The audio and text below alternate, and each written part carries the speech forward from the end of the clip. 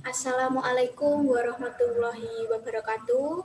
Salam bahagia untuk kita semua. Saya Erlina Marsita Sufianti. Hari ini saya akan menyampaikan materi saya mengenai modernisasi.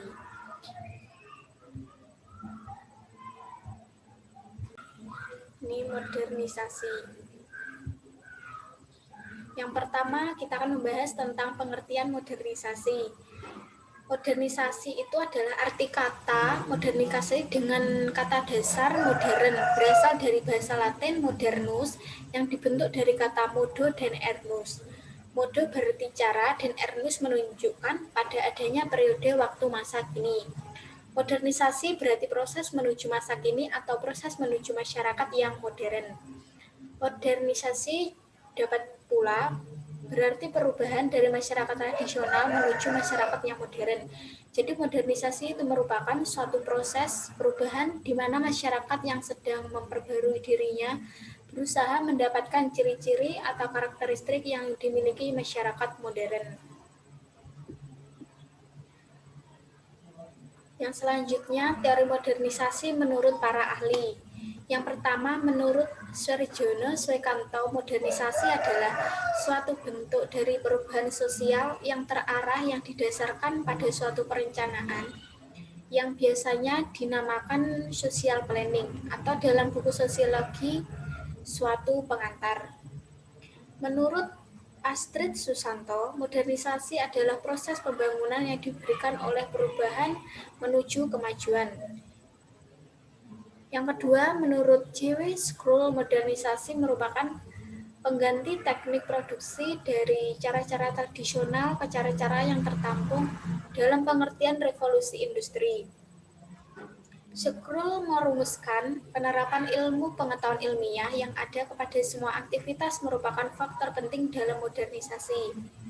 Yang ketiga, menurut Wilbrad A. Moore, yang menyatakan modernisasi ialah suatu transformasi total pada kehidupan bersama yang tradisional atau juga pramodern dalam arti teknologi dan juga organisasi sosial ke arah suatu pola-pola ekonomis dan juga politis yang menjadi suatu ciri negara barat yang stabil. Yang keempat, menurut Harold Domar. Harold Domar berpendapat bahwa masalah pembangunan pada dasarnya merupakan masalah menambahkan investasi modal, krisis dasar, kekurangan modal, tabungan, dan investasi menjadi masalah utama pembangunan.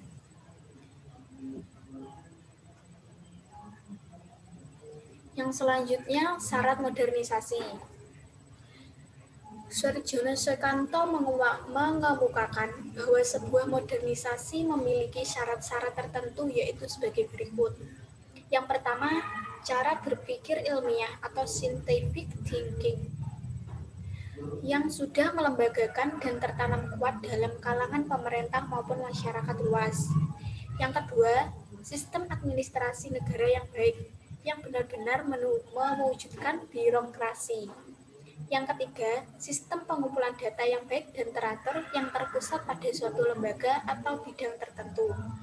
Yang keempat, penciptaan iklim yang menyenangkan dan masyarakat terhadap modernisasi dengan cara penggunaan alat-alat komunikasi massa. Yang kelima, tingkat organisasi yang tinggi terutama disiplin diri. Yang keenam, sentralisasi wewenang dalam pelaksanaan perencanaan sosial atau social planning yang tidak mementingkan kepentingan pribadi atau golongan.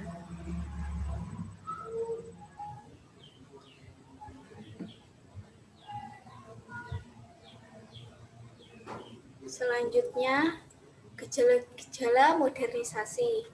Yang pertama, bidang budaya. Ditandai dengan semakin terdesaknya budaya tradisional oleh masa pengaruh budaya dari luar sehingga budaya asli semakin pudar. Yang kedua, bidang politik. Ditandai dengan semakin banyaknya negara yang lepas dari penjajahan, munculnya negara-negara yang baru merdeka, tumbuhnya negara-negara demokrasi, lahirnya lembaga-lembaga politik, dan semakin diakuinya hak-hak asasi manusia. Yang ketiga, bidang ekonomi. Bidang ekonomi ditandai dengan semakin kompleks kebutuhan manusia akan barang-barang dan jasa, sehingga sektor industri dibangun secara besar-besaran untuk memproduksi barang. Yang keempat, dalam bidang sosial ditandai dengan semakin banyaknya kelompok baru dalam masyarakat, seperti kelompok buruh, kaum intelektual, kelompok manajer, dan kelompok ekonomi kelas atau kelas menengah dan kelas atas.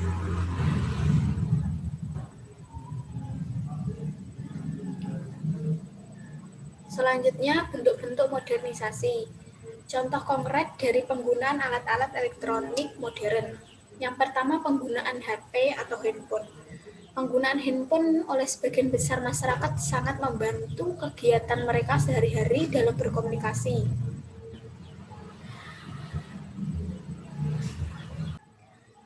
Sebelum ada handphone, mereka berkomunikasi jarak jauh dengan surat atau telegram. Namun, saat ini dengan adanya modernisasi, penggunaan handphone tersebut sangat membantu aktivitas masyarakat dengan cepat dan efisien. Yang kedua, penggunaan listrik. Penggunaan listrik sangat berperan penting bagi masyarakat. Banyak aktivitas-aktivitas yang terganggu bahkan berhenti jika listrik padam. Dulu sebelum ada listrik, semakin aktivis manusia dikerjakan secara manual. Namun dengan adanya listrik, hampir semua dapat dikerjakan dengan peralatan elektronik yang memudahkan kita dalam melakukan suatu aktivitas atau pekerjaan.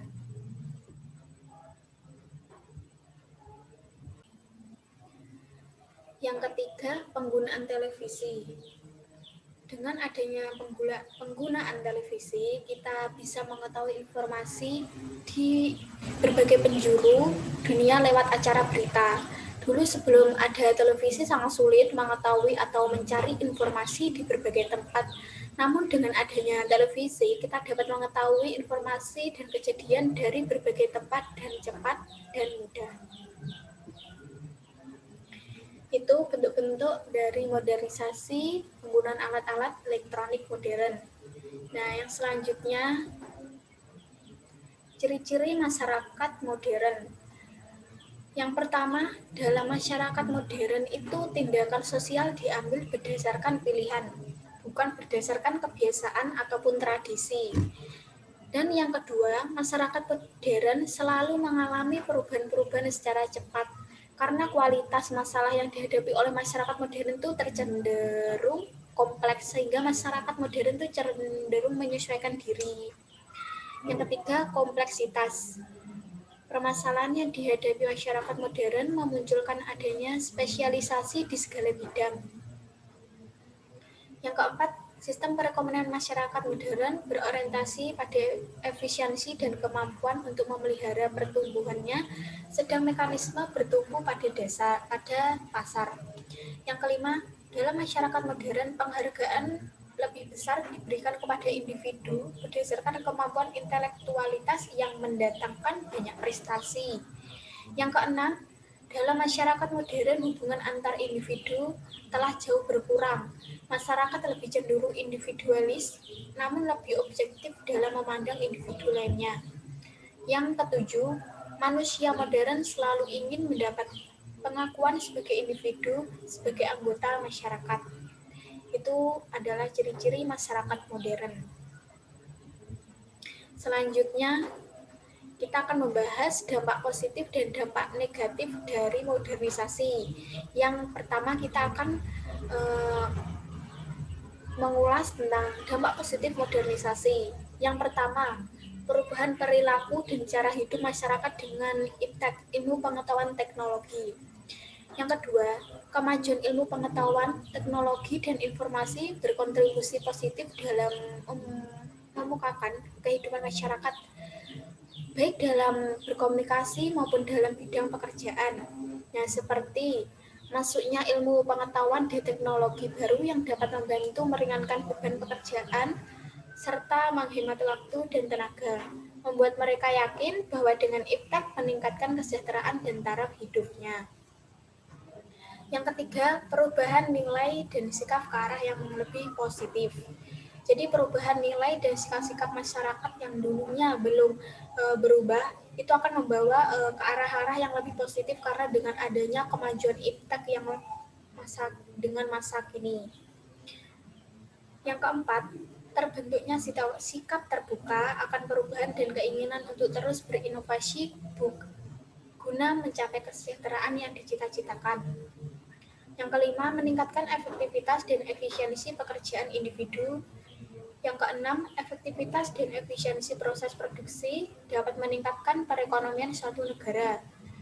Dan yang terakhir, ketujuh, kemajuan di bidang transportasi saat ini. Masyarakat sudah dimanjakan dengan fasilitas transportasi yang mengedepankan kenyamanan, keterjangkauan harga, dan ketertempatan waktu. Semua bidang transportasi mulai dari kendaraan bermotor seperti bus, truk, taksi, kereta api, pesawat terbang, dan kapal laut saat ini berlomba-lomba mengembangkan dan menambah fasilitas-fasilitas baru pada armada mereka untuk melayani masyarakat. Selanjutnya, dampak negatif dari modernisasi. Yang pertama, pergeseran nilai-nilai kebudayaan lokal. Jadi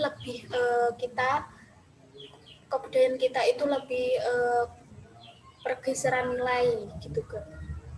Yang kedua, terkikisnya nasionalisme bangsa. Yang ketiga, kesenjangan teknologi atau digital divide. Yang keempat, pola hidup konsumtif. Perkembangan industri yang pesat membuat penyediaan barang kebutuhan masyarakat melimpah. Dengan begitu, masyarakat mudah tertarik untuk mengonsumsi barang dengan banyak pilihan yang ada. Yang kelima, sikap individualistik. Masyarakat merasa dimudahkan dengan teknologi maju, membuat mereka merasa tidak lagi membutuhkan orang lain dalam beraktivitasnya. Kadang mereka juga lupa bahwa mereka adalah makhluk sosial. Yang keenam, gaya hidup kebarat-baratan. Tidak semua budaya barat baik dan cocok diterapkan di Indonesia.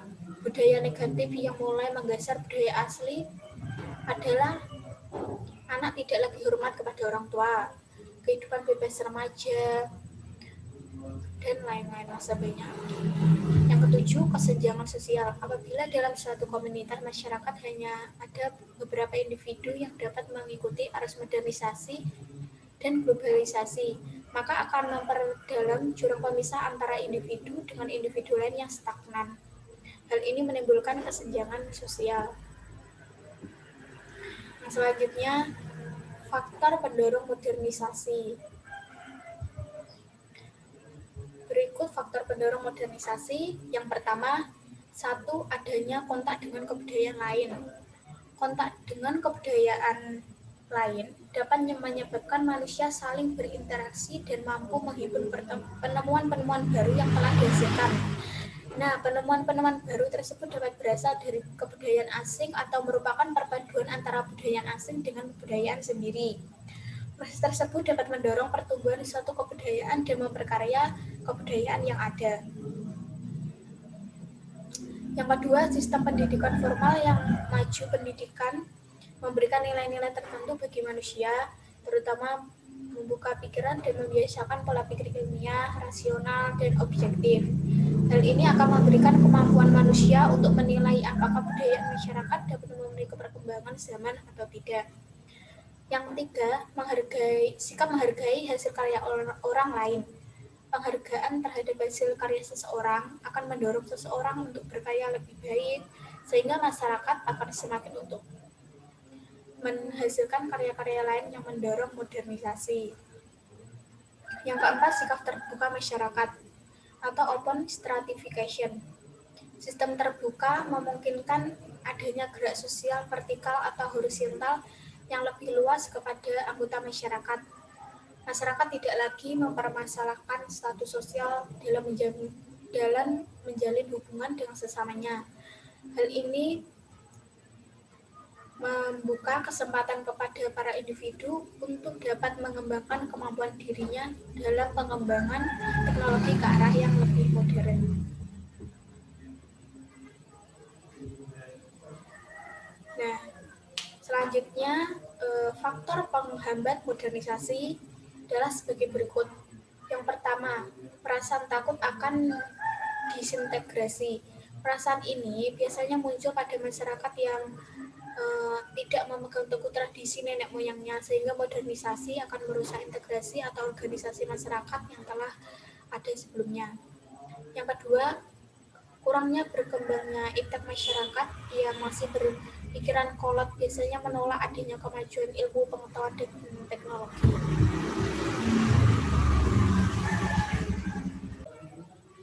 Yang ketiga, adanya vested interest atau nilai-nilai yang tertanam dengan sangat kuat. Adanya suatu nilai-nilai yang tertanam sangat kuat dari zaman nenek moyang dulu yang dapat menghambat perkembangan atau modernisasi. Yang keempat, adanya prasangka buruk terhadap budaya luar. Adanya suatu anggapan bahwa budaya luar itu buruk dan akan menghancurkan budaya kita. Yang kelima, kurangnya hubungan dengan masyarakat luar. Minimnya hubungan dari masyarakat luar yang membuat wawasan kita kurang tentang budaya luar. Perkembangan pendidikan yang lambat membuat kita terkadang kurang mengikuti zaman yang sudah maju. Yang keenam, sikap yang kuat dari masyarakat terhadap tradisi yang dimiliki. Masyarakat yang berpegang teguh pada kebudayaannya dan tidak mau mengikuti dan tidak mau tahu dengan perkembangan yang maju. Hal ini yang menghambat modernisasi. Selanjutnya, yang nomor 7, rasa takut dari masyarakat jika terjadi kegoyahan atau pro-kemapanan. Perasaan takut masyarakat jika terjadi suatu kegoyahan yang nantinya akan membuat mereka sengsara atau hidup di bawah garis kemiskinan, sehingga mereka cenderung enggan melakukan perubahan. Yang kedelapan, cenderung menolak terhadap hal baru. Hal ini membuat masyarakat tidak maju-maju karena mereka puas dengan apa yang di dalam zaman, padahal mereka masih jauh bisa lebih, tapi mereka puas dengan hal itu dan menolak hal baru.